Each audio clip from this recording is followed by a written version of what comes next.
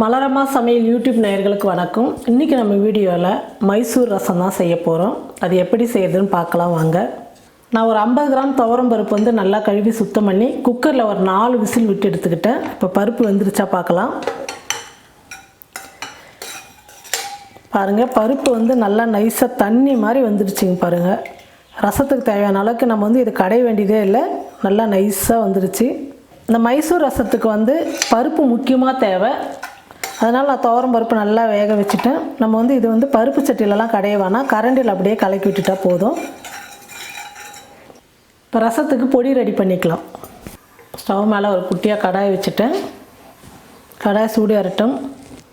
ரசப்பொடிக்கு தனியா 2 ஸ்பூன், கடலைப்பருப்பு 1 ஸ்பூன், மிளகு 1/2 ஸ்பூன், சீரகம் 1/2 ஸ்பூன், வரமிளகா 3.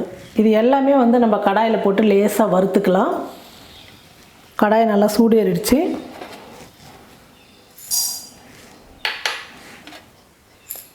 தனியா, கடலைப்பருப்பு, மிளகு, சீரகம்,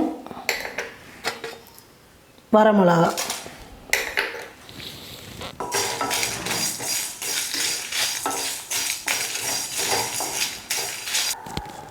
ரசத்துக்கு ஒரு பெரிய நெல்லிக்காய் அளவு புளி எடுத்து இப்போ தண்ணியில் ஊற வச்சுக்கலாம். ஒரு பெரிய தக்காளி பொடியாக நறுக்கி எடுத்துக்கலாம்.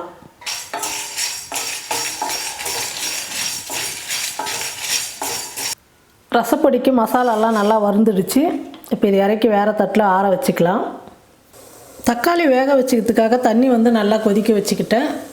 இப்போ ஒரு தக்காளி பொடியாக நறுக்கி எடுத்து வச்சுருக்கிறேன், அந்த தக்காளி சேர்த்துக்கலாம்.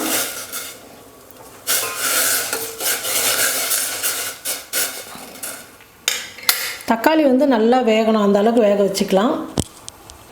பாருங்கள், தக்காளி நல்லா வெந்துடுச்சு. இப்போ புளி தண்ணி சேர்த்துக்கலாம்.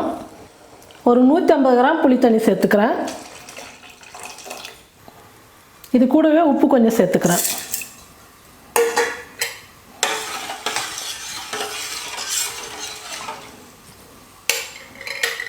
புளி தண்ணி சேர்த்ததுக்கப்புறம் புளி வந்து நல்லா கொதிக்கணும்.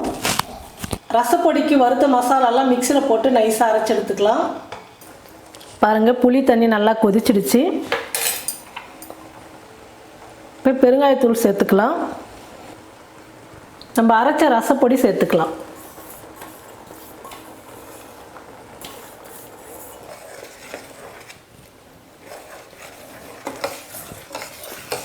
நல்லா கலந்து விட்டுடுங்க. துவரம் பருப்பு நல்லா வேக வச்சு நைஸாக கடைஞ்சி எடுத்துக்கிட்டோம். அந்த பருப்பு சேர்த்துக்கலாம்.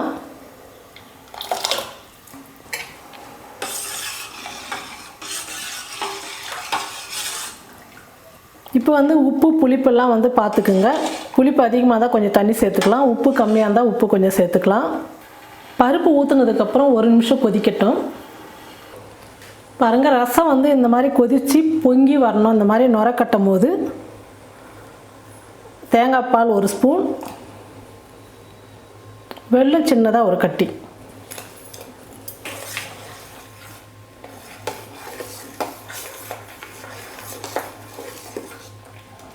இந்த மாதிரி ரசம் கொதித்து வரும்போது ரசத்தை இறக்கி வச்சுட்டு இப்போ தாளித்து கொட்டிக்கலாம்.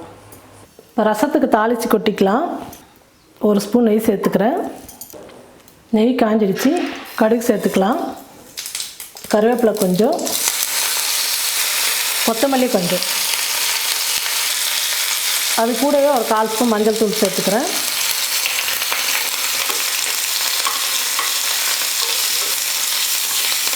இந்த நெய்யிலேயே கருவேப்பிலையும் கொத்தமல்லியும் கொஞ்சம் வதக்கிக்கலாம். இப்போ நல்லா வதங்கிடுச்சு. இப்போ ரசத்தில் எடுத்து ஊற்றிக்கலாம். தாளிச்சதை ரசத்தில் ஊற்றிக்கலாம்.